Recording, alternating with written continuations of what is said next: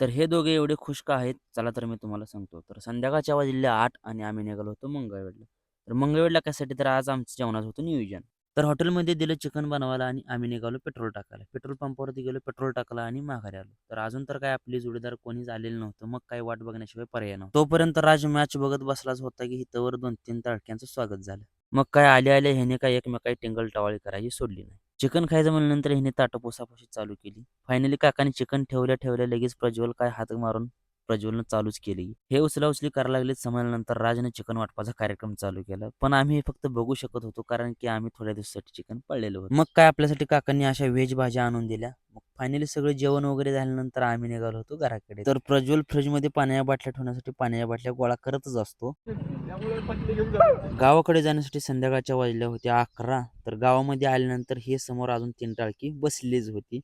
तर घराकडे जाता जाता राजने काही असे दृश्य दाखवले. हे बघून मी गेलो घराकडे. भेटूया नेक्स्ट व्हिडिओमध्ये.